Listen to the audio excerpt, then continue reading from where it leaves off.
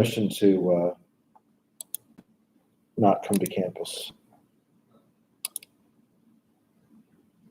Not doing class outside of it. No, legally I can't. That's right, I wouldn't do it outside anyway. I never requested it on stream.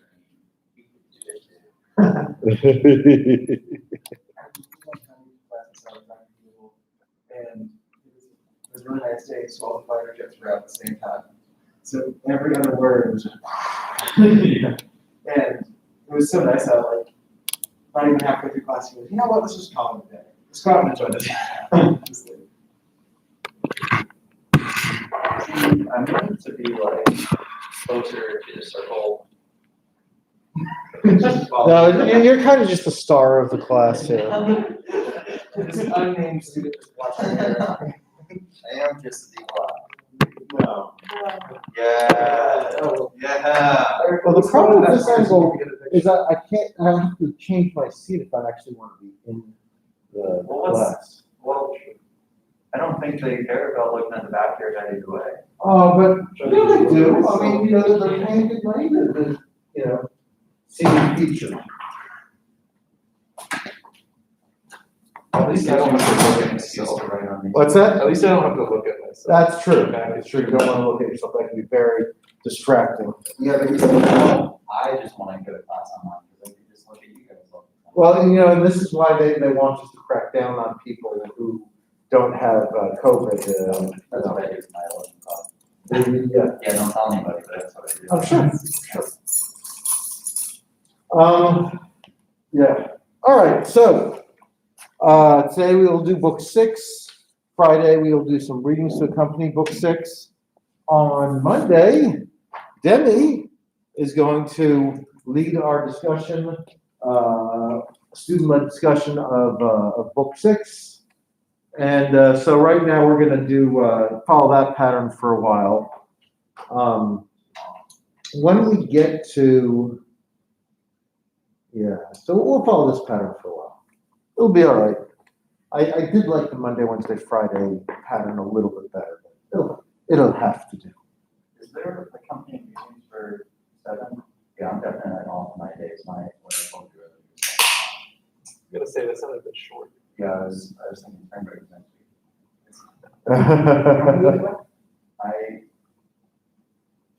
We have exactly 2 weeks until spring break. Okay. Until the last day. So this Wednesday, next Wednesday, following Wednesday's the last one. Yeah, there are accompanying readings from book 7, although I might have knocked them out of the schedule just for the sake of yeah. I don't know. I have to look at the schedule again. I'm gonna have to do a little tweaking at some point. But yeah, I mean, there are readings that go with book 7.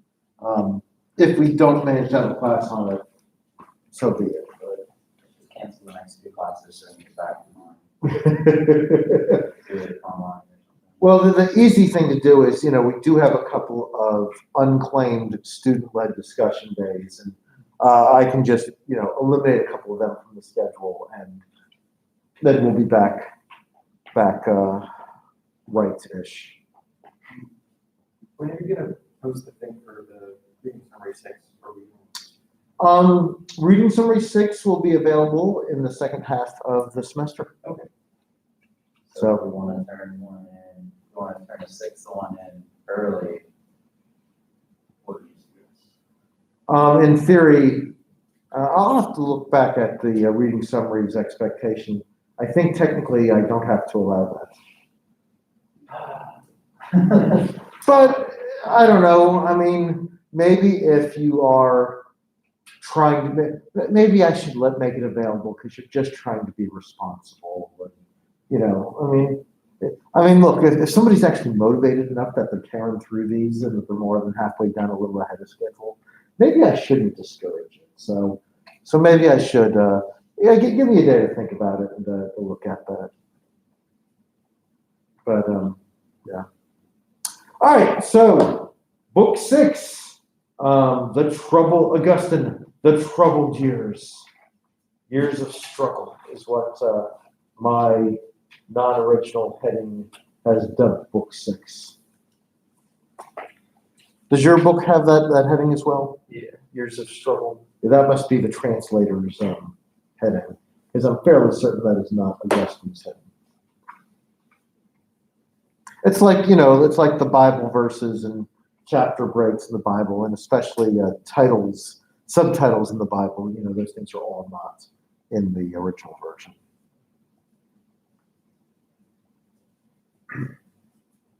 So thoughts, book 6. What did you like? What didn't you like? Reactions? We were talking about how we were kind of surprised by Monica's reaction to him becoming Christian or announcing that he was catechumen. Right. Yeah, the catechumen convert distinction in medieval Catholicism, I guess the distinction is something like this. To be a catechumen means that you're like starting the process of studying, but so in theory, it puts you on track to become officially baptized and officially a Catholic. So you would think she'd be more excited about it. I guess the thought is she knows the deal isn't really sealed yet. There's a lot that was tolerated among the catechumen that would not be tolerated among a full-fledged convert. And it was just a much weaker level of commitment. It's like, telling your mom, yeah, I decided to go back to church, but it's better than nothing. So it's, I think that's her reaction to it. You're still shacking up with that girl. You're still not really married. You're still not really convinced of the stuff. So she's not. Yeah, there are reasons she's less than fully impressed by it. And, in somewhat of a cocky, in what we could take as a bit of a cocky way, she's not surprised. So, yeah, we need to be back. What's that? I'm crawling back. So you've come crawling back. Well, this time, the truth of the matter is, he was going to church before anyway, and that's where he hooked up with his common law wife to begin with. So it's not like she's never seen him at church before. I think she would have been much more excited had he said, I'm a catechumen and I'm really convinced by it all, which is what he's not said. What he said is, yeah, this could be right. Other thoughts, reactions, questions? I thought it was interesting how it was talking about what his mother had been doing for kind of like the veneration stuff for the saints. I thought that was interesting because he said it was more of an African tradition, Mm-hmm. and I just made me think of some of the other instances where that sort of syncretism had been used, and it was kind of. I also thought it was really interesting, kind of reflective of. It seems like she's kind of the picture of like perfect obedience to the teachings of the church. And once she's like, oh, we're not supposed to do that. Okay. Yeah, she's a really good layman.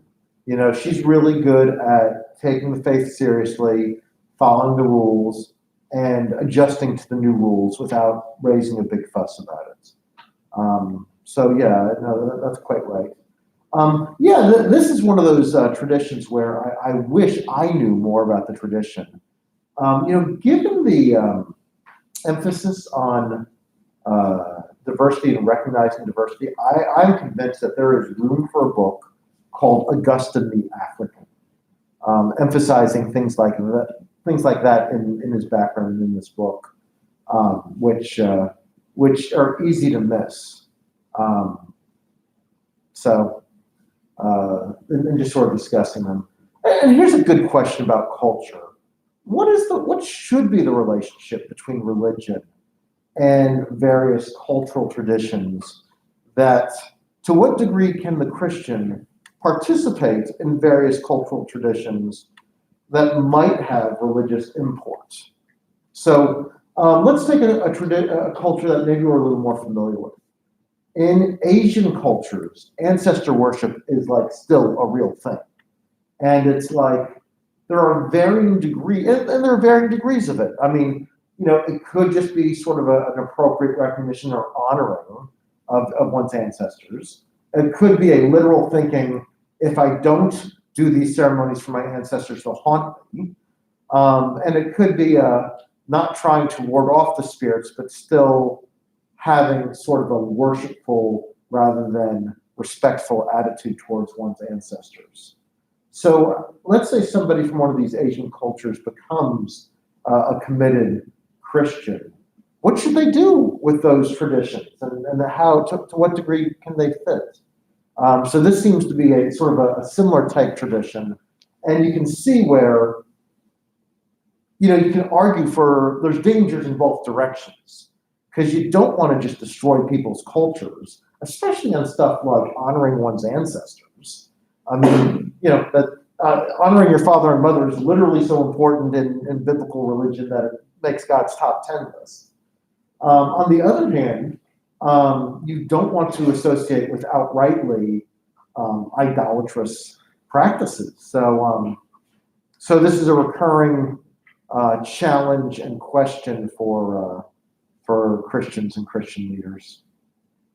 I can't remember where specifically I read this, but it was talking about how the Catholic Church had a hard time expanding to the East because of ancestor worship. Mm-hmm. And one of the big missionary bishops, this is way back, argued that no, it's compatible because it was like you pointed out Old Testament references about the dead being able to hear our prayers and also pray for us. Mm-hmm.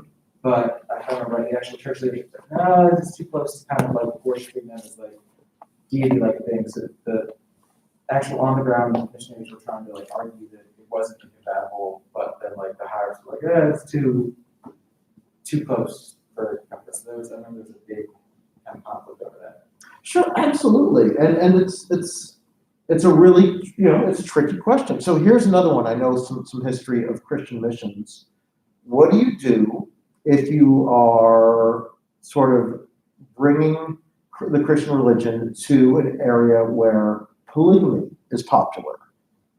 So there was a time when the Christian missionaries said, well, you got to get rid of these extra wives. To which my reaction is, oh my God, they're going to think you're the bad guy. I mean, you're destroying families. So this isn't. I don't think that's the current attitude of most Christian denominations, but still, but it's a problem because New Testament Christianity clearly does not endorse polygamy. But what do you do when it's already in a place? Do you want to make amendments? I mean, here's probably the right solution, and this will be unpopular with many. You have to support the extra wives, but you can no longer have sex with the extra wives. That's probably what you should do. But even that could be unpopular, even with the wives. I mean, because okay, they're financially supported, but you cut off their companionship, at least their sexual companionship, and maybe they want kids. I mean, so I think the wisest groups are saying no one who's already a Christian can now take on another wife, but we're not going to but we're going to honor previously existing commitments, polygamous commitments. I think that's currently the mainstream response to that. But again, it's this challenging situation, and if you want to hold up the Christian sexual ethic, but you don't want to really stick it to people who've already been in these already existing relationships. All right, so any other observations or questions about book 6? Sure. One question I had, so in chapter 3, he keeps referring to himself as we. Is he referring to like him and other students? He's talking about like not wanting to interrupt Ambrose. Is he referring to himself in like third person type thing? Like I'm just a little confused by that kind of style change. Yeah, that's interesting. I have not thought much about that particular question before. I'm going to think this is him and the other congregants, because it sounds like this is like a post. Yeah, it sounds like it's well known that Ambrose studies in a certain place, should the congregants approach him while he's in his meditative state, reading and studying the scriptures, which would have also creeped an ancient person out far more than it would have us. Because if you read this part closely, Ambrose is reading silently the way any normal 21st century person would read. But it's weird in the ancient world, because the ancient world in part is a heavily auditory culture, and people, when they're taught to read, they're taught to read out loud. So even the ability to read silently is something a lot of people wouldn't have, or at least it would be very foreign and awkward and weird. So the fact that he's silently reading the scriptures, this adds like a mystical meditative layer to these encounters. John? I always find it weird how these men this time are always marrying like very young girls, and I think about like how do they meet these girls and interact with them, or is it just completely random? I mean, it's not correct traditionally the way many of these cultures work, and I haven't researched this exact situation, but I presume you sort of put word out that you're looking for a wife, and you find out, who the eligible people nearby are. Most places are not so giant that that they can't narrow it down quickly to the few dozen most eligible. And then you go and visit the parents, visit the family, and the girl, woman, get to meet you, and you meet each other, and you have dinner together, you talk, and you woo the girl, you woo the parents, they try to woo you. So yeah, but this is a different kind of courting encounter than what we think of. I mean, Augustine's like 30, and I think this would have been like a 12-year-old girl or a 14-year-old girl, because he's very clear at one point the woman he gets engaged to is 2 years beneath the age of consent. So, and this was not unusual in these cultures, and the parents would have been very excited. Kind of, hey, we got yourself a really stable, aspiring lawyer, a lawyer and professor. What's not to like? So yeah, I mean that, and they think this is long-term provision for the young woman, that this guarantees legitimacy and grandkids and all sorts of things they'd be excited about. So as weird as we think, again, this is a common model for relationships, young women and older men, and part of the attraction of the young women is not the sex. Part of the attraction is the fertility. So you don't want to marry somebody who's like 25. I mean, a woman who's 25, you've missed like 10 childbearing years. You might not be able to have any kids. So one of the major functions of marriage is kids, and one of the major attractions is fertility. So when you see these models emphasizing these really young girls, part of it is a lot of it's about fertility and not just something resembling pedophilia.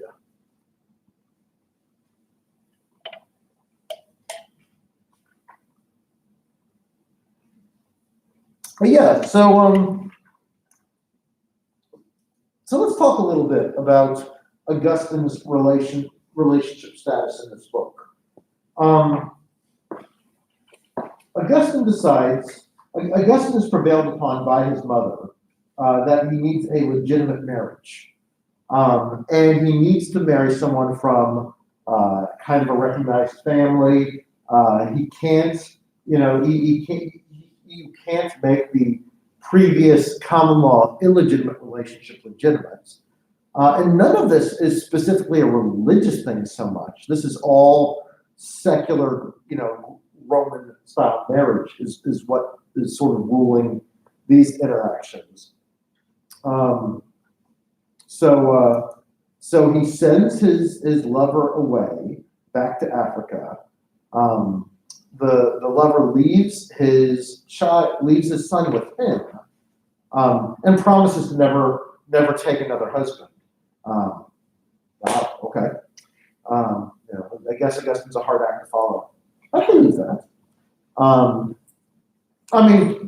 I wonder what the long-term arrangements for her are. Most likely, she's going back to her family's estate, but he doesn't tell us. In part because he doesn't want to out the woman.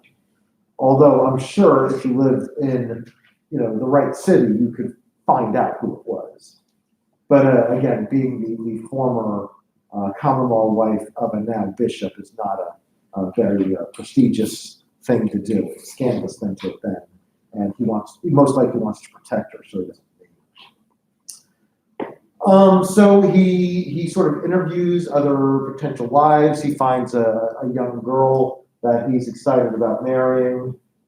She's 2 years before the age of consent. And I really should know the age of consent in this culture. Let's say it's like 15. So she's like 13, and he's going to have to wait 2 years. And he says he's willing to wait. Now, part of me wonders if this is kind of foot dragging on Augustine's part. One way to avoid actually going through with the marriage, spoiler alert, he isn't going to go through with the marriage, is to pick somebody who is inappropriately young and having that legal excuse for not going through with the marriage. So this is a wonderful way to pacify his mom without actually having to go through with the long-term financial commitment and complications of having a legal life. But Augustine, being a bit of a hound dog, he says he really likes his fiancée, so he's willing to wait 2 years to marry her. But he's not willing to wait 2 years to have sex. Now, he can't have sex with the fiancée. That actually would be a very serious crime in that culture. Not because she's his fiancée, but because she's underage. That would be treated as like child rape or pedophilia. So he takes another lover during the interim. So okay. So a lot of the things Augustine does, I say, are kind of within the norm. But here, this feels a little skeezy to me. It doesn't seem like he waited very long after sending away David that was his mother. Like, gotta find a replacement anytime. Well, and then maybe this kind of speaks to the reality of he feels like he's addicted to sex. He just had a live-in wife. He's got a fiancée who's going to be coming. He just has to wait a year and a half or two. Okay, waiting 2 years for sex once somebody's had that kind of relationship, and they're still pretty young. What is he, 30 in this story, 29 or 30? That might actually sound really insurmountable, but yeah. So those are all the dynamics there. There is another funny commentary on marriage in the Alypius story. We haven't discussed Alypius yet. Alypius, at this point in Augustine's life, is going to become basically his best bud. I like to call him Augustine's sidekick because it's pretty clear that Augustine is the dominant, member of this dyad. He's the dominant friend. But my favorite, so there's two discussions about marriage and sex, 2 or 3 that are funny. One is Alypius keeps trying to talk him out of getting married because that means we won't be able to be bachelor buds anymore. Is basically his argument. You'll have to take care of the house and the kids and give your wife attention, and we want to hang out and talk philosophy and politics. So Alypius keeps trying to talk him out of it. So that's one funny thing. A second funny thing is when Augustine says he wants to get married, Alypius says, well, gee, maybe I should get married too. Not because he's interested in marriage or the sex, but because he's curious about what Augustine is so into that he can't live without it. He basically says, hey, I could get married too. We could compare notes about what it's like to be married. So Alypius would be like the worst proposer ever. So why do you want to marry me, Alypius? Oh, because you're curious about marriage and want to do the same things your friend Augustine is doing? What? He's not part of the story. Get out. Olympius, you can see him having that conversation going badly a few times. There's another piece of commentary on Olympius and sex. And Olympius has had sex as a teen, but he's really just not into it. And Olympius and Augustine have these conversations where Augustine says, "Are you sure you?" Augustine basically says, "Are you sure you did it right?" Is the way I interpret Augustine's attitude, and I think the sentence is something like this: "You were too young, and you approached it too quickly and too hurriedly, and again, you didn't do it right." Is what Augustine seems to be saying here. So he encourages, maybe you should try it again, and not be so hurried, and make sure you know what you're doing, these sorts of things. But Olympius was not entranced with sex the way Augustine was, whereas Olympius was impressed with Augustine in like every other way, except the sex addiction. He's like, what is it about this you can't live without? I thought the story about Olympius and the thief was so cartoonishly funny. It's just like the movie's like caught with what was it that he's the hatchet. He's like there with the hatchet. Please. How Olympius are you? Like, so he's hacking into the silver store with a hatchet. What's this? Like, Yeah, Olympius is, Olympius comes across to me as sort of like a straight and steady guy. I think I'm a little more Augustine. I have like these high highs and low lows. And I don't get these sort of these consistent straight and steady guys that, they're just kind of always there and always okay. And neither seem particularly upset or perturbed or, ecstatic. And Olympius just strikes me as, kind of that reliable, straight and steady, faithful friend. But there's some funny things about it.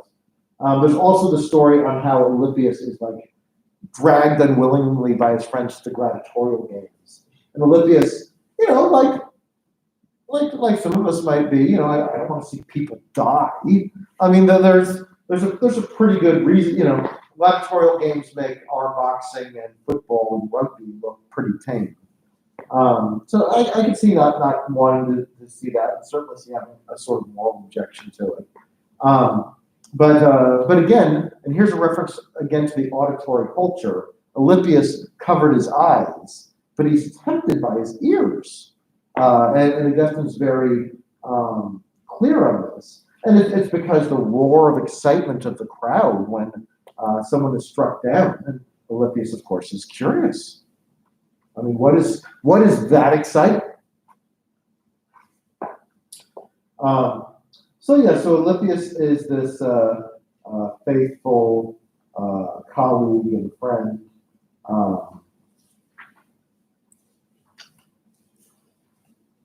Who wants to be by Augustine's side, doesn't want him to marry for the sake of their friendship, and then when Augustine decides he's definitely going to get married, Olympius says, basically, well, maybe I need to be married too. When I read it, I definitely thought he was gay. I just had a crush on Augustine. I mean, there's nothing in the text that suggests that, but that is one plausible interpretation, sure. He didn't like the sex with the women. You followed Augustine to Rome, I think is how I read it. He only wants to get married because Augustine's doing it. And, well, right before that, really doesn't want Augustine to get married to some woman. I thought, Yeah, I mean, it's not outside the realm of possibility. Now, I actually forget. Many of the Greek cultures, homosexuality is just fine. Roman culture, especially Christian Roman culture, yeah, probably is not okay in this variation of the Roman culture. So yeah, so maybe that gives risks to your mill. He can't be overt about it. maybe he can't even, acknowledge it to himself. Yeah, that's what I was saying. That being said, there are people who are, platonic, same-sex, kindred spirits that, it's probably not sexual. I mean, you never convince Freud it wasn't, but,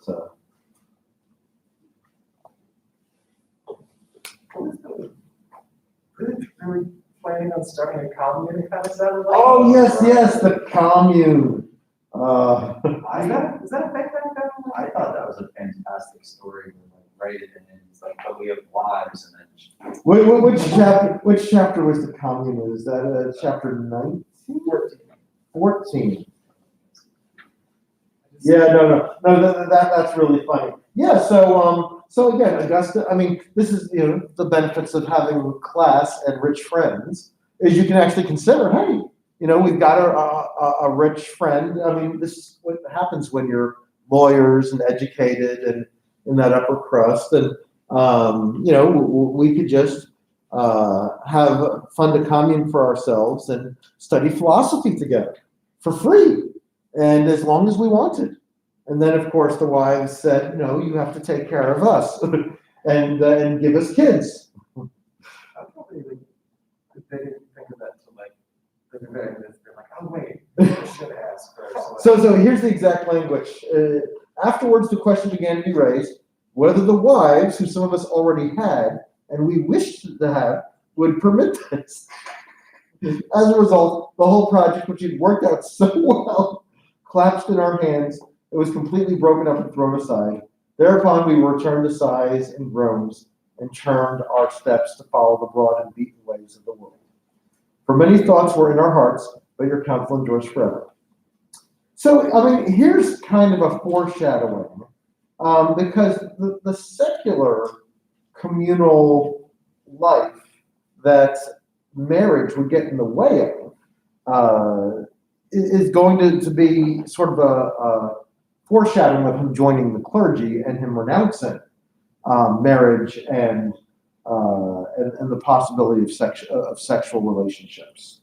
So I'm sure I'm sure that's one of the reasons he includes this, so that it makes sense of his ordination.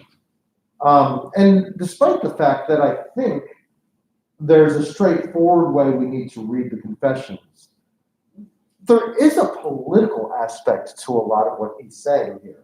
And part of it is he's trying to legitimize himself.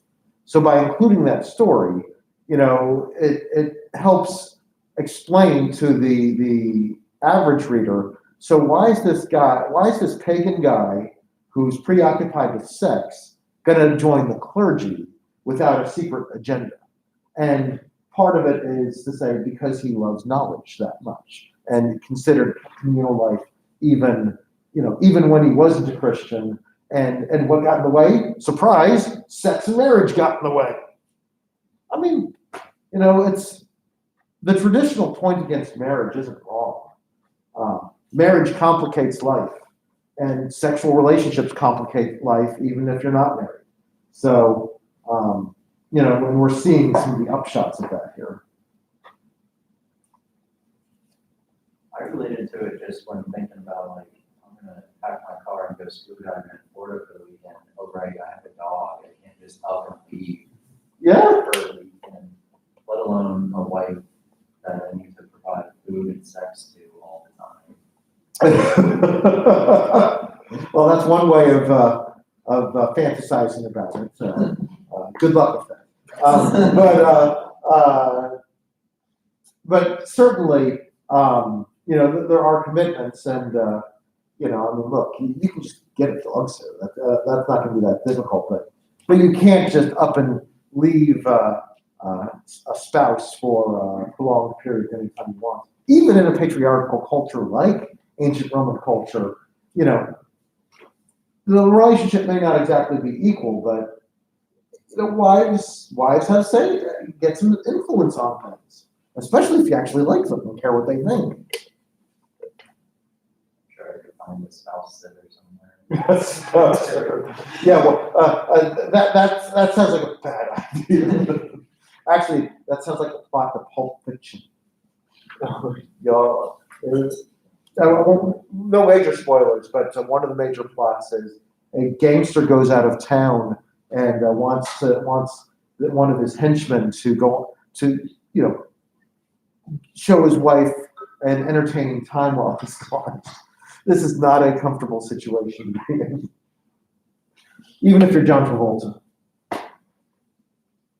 All right, enough of that. Let's see. Is there anything else in here that we need to hit? We've covered chapter 1. He's completely disillusioned from Manichees. He's going to church. He's a catechumen. His mom's not that impressed with it though. Chapter 2 talks about his mom's willingness to abandon cultural customs that have fallen out of favor with the church because they border too much on a kind of idolatry. There's also some commentary in chapter 2. There's some question as to whether or not Monica has a problem with alcohol. And you're going to see it again in another section. And Augustine goes through pains here to try to defend his mother against the charges of alcoholism.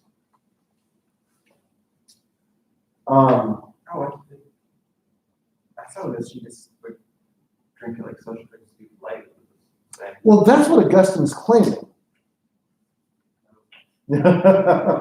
Yeah, he's always got a beer in his hand. He's always the most friendly guy possible. I mean, is one possible reading of it.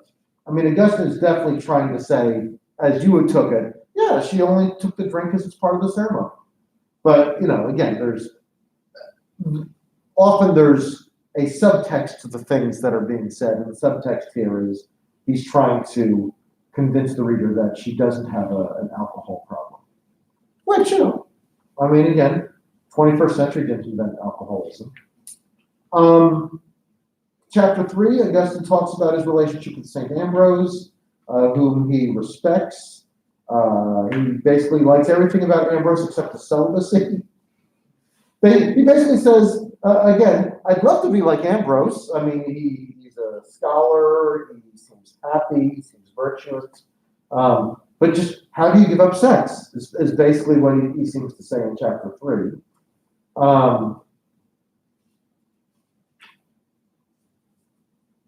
And the implicit answer is through a robust religious life. He talks about his meditative reading rather than his speaking reading, out loud reading, and how that kind of, is, he notes the unusualness of it. And he says he doesn't approach him because he doesn't want to just disrupt his meditations. Chapter 4, he speaks more about how Catholicism is becoming more attractive to him, how he doesn't yet assent to it. Part of it is that he is thinking about the threshold for belief and the threshold for knowledge. And one of the ancient schools, the ancient academics, the skeptics, one of the tricks to make people a skeptic is you ratchet up the requirements for knowledge so high, so that he basically says, well, I want the truthfulness of Catholicism to be as sure as the claim that 7 + 3 = 10. And, nothing outside of math is going to be as sure as 7 + 3 = 10. So he basically says, that's why I did dissent to it at that time. And he indicates that long term, he's going to realize that that's not a reasonable expectation of those kinds of truth claims. And that is in chapter 4. I also noted that Ambrose speaks very clearly about what the Bible verses could actually be meaning. He doesn't mean it literally, he actually tells you the spiritual significance. Yeah. So Ambrose does two things that are subtly persuasive to Augustine. One is the allegorization of things. Another is he speaks a little less dogmatically about things. So look, Here's a way to make a die-hard angry atheist. Raise them in an environment where they're never allowed to doubt anything and when there's no range given to what they're allowed to believe. If you do that, that might keep them going to church for a little while longer. But if they break out of it, you're going to have a very angry atheist on your hands. And that's how you get, frankly, that's how you get people like Dawkins and some of these other angry atheist writers, is a lot of them are, really rebellious fundamentalists is what they are. And what Ambrose does is he loosens the boundaries of what you're supposed to believe and how firmly you're supposed to believe it. If you give people more room and more flexibility in what they believe, they're more likely to be loyal to you long term, even if they end up departing 10 or 15% from exactly what you would prefer. And I judge Ambrose to be quite right in his psychology of what's going to be convincing to people long term. Because once you tell people here are 120 exact things you have to believe, and if you depart from any, you're going to be cast out, you're going to have a very small religion. Frankly, this is one of the reasons why wokeness isn't going to last very long. I mean, if you keep telling people that they have to throw out 6 of the Dr. Seuss books, I mean, this is, you need to give people room to disagree about things. And the pattern of, you're going to ostracize someone over your one disagreement. This is why it's not going to last as long as people think it is. Or at least, that's my take.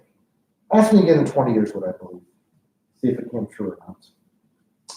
All right, so chapter 5. This is more on the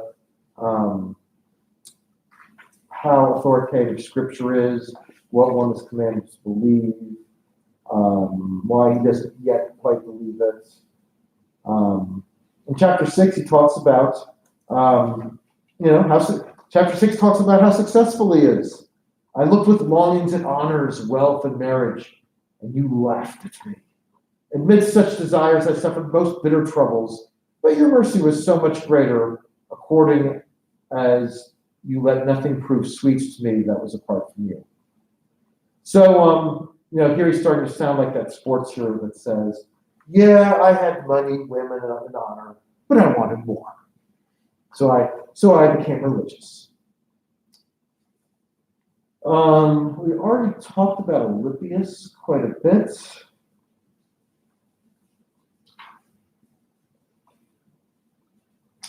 And Nebridius is brought back in at the end of chapter 10.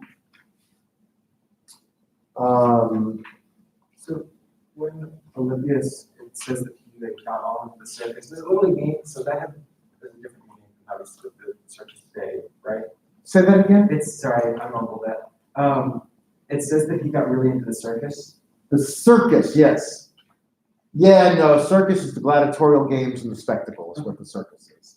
So after having been brought involuntarily and he hears the cheers and starts watching, then he's really into it.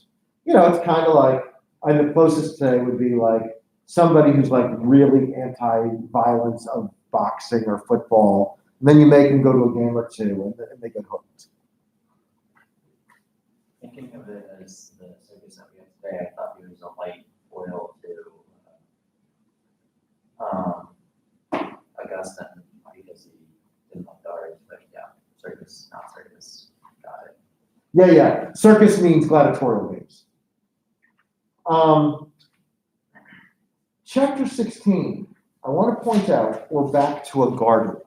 A lot of the important scenes in the Confessions happen in gardens. The stolen pears happens in a garden. This scene happens in a garden. His eventual conversion will happen in a garden. And here he wants to describe this as the Garden of Epicurus. Epicurus is the ancient philosopher that basically says, live a good life, live stoically, but eat, drink, and be merry, and have friends, because tomorrow we will die, and that's it. So he has his friends, Alypius and Nebridius, and they're having a debate about Epicurus. And the problem with Epicurus is Augustine says he offers no hope past this life. He says, if we were immortal and lived in perpetual bodily pleasure without any fear of loss, why should we not be happy? What else would we have to ask for?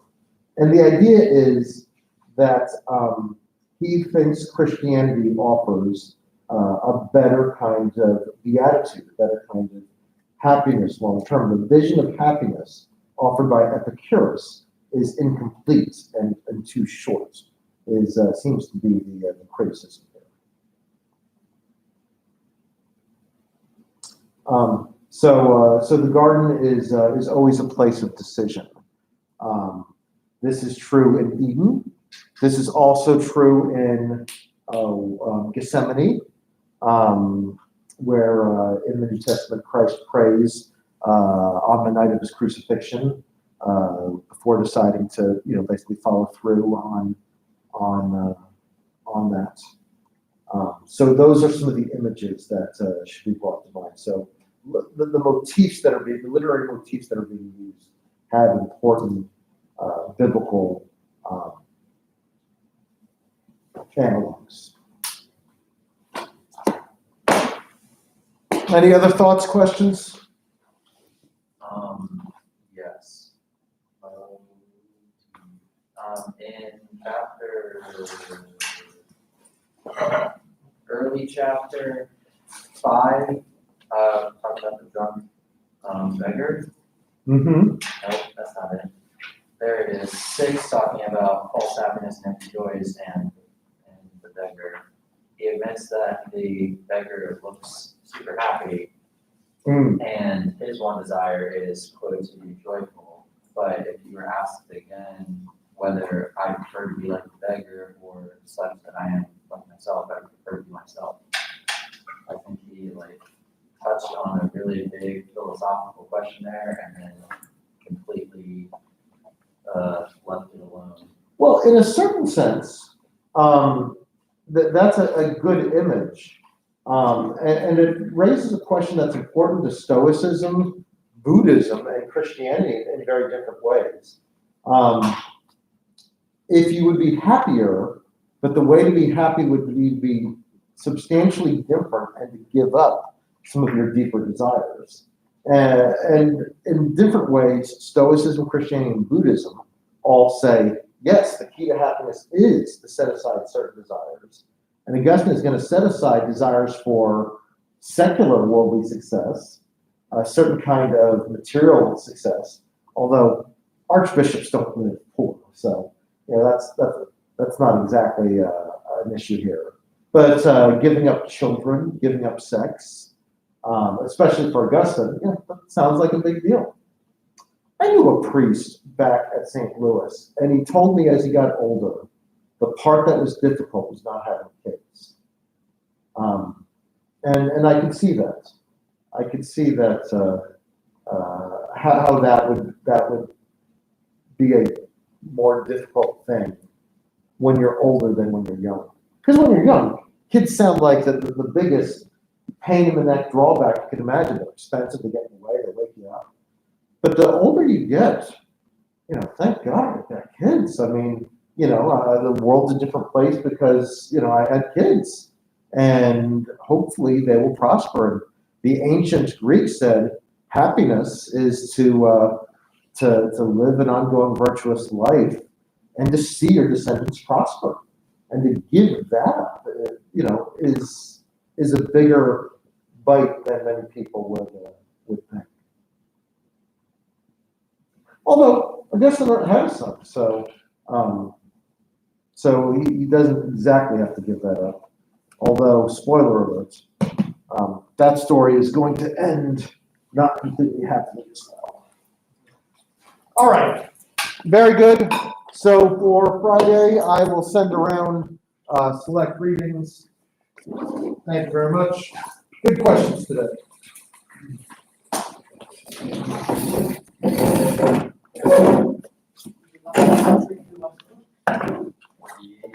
Yeah.